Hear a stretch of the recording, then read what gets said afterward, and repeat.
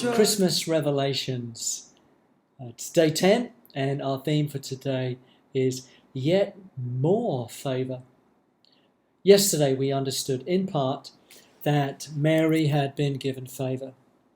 It was the favour of carrying the Messiah and also the favour of the very presence of God. And that would seem a lot of favour, wouldn't it?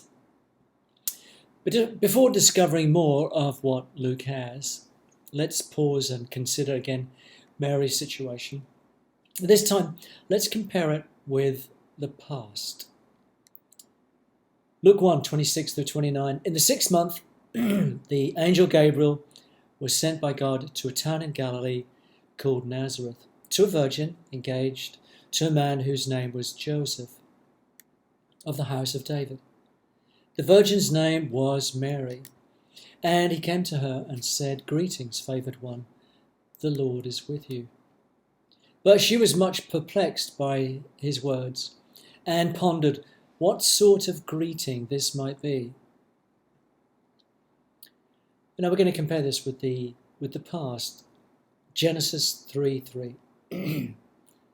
Then the Lord God said to the woman, "What is this that you have done?" The woman said, "The serpent tricked me and I ate." Here are some thought provokers. In Mary, we find her perplexed at her situation. She was surprised, frightened, even confused.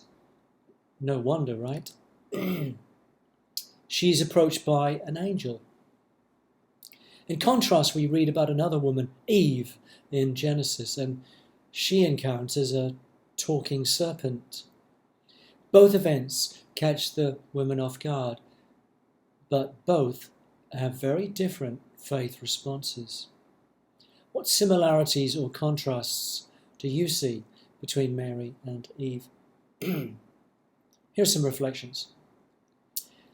We've all encountered at some point in our lives something unusual. The more dramatic the incident, the more likely we are to be surprised, frightened, even confused.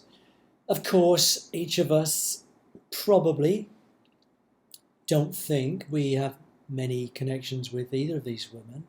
After all, they're in the Bible and they're kind of super special, right? But really, they are just like you and me. Neither of them is a princess or priestess. No, they're ordinary people living out their normal lives. Neither of them is described for their special prowess or some exceptional ability. We hardly learn anything of who they are before their encounter experiences.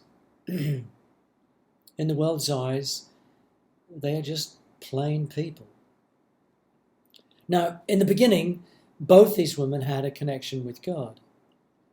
But once they face something out of the norm, they both operate very differently. Eve gets caught up in the serpent's schemes and fails. She falls. While Mary gets caught up in God's gracious plans. One takes an invitation that leads to death, but the other takes an invitation that leads her to life. And this is why we can stand amazed at yet more of God's favour. It's amazing that God favours this plain Nazarene woman, Mary. She's just plain. But it is even more amazing that he blesses one who falls in a long line of sinners, for that's what she was. After all have sinned and fallen short of the glory of God. Remember this, after and following Eve, none is righteous, no, not one. Romans 3:10. I think Mary is amazing because, not because of any special gift or attribute she had, but because God chose her. And I think that's actually the same for all of us. God favours us all, even though we are all like Eve. I have read that the great theologian Martin Luther just loved Mary. Why?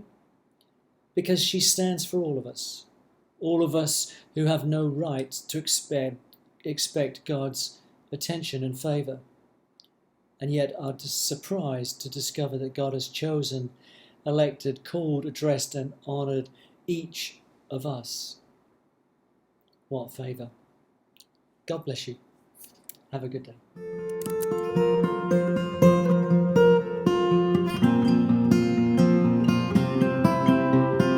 Joyful, joyful, we adore thee, God of glory, Lord of love. Hearts unfold like flowers before thee, opening to the sun above. Melt the clouds of sin and sadness, drive the dark of doubt away. Giver of immortality,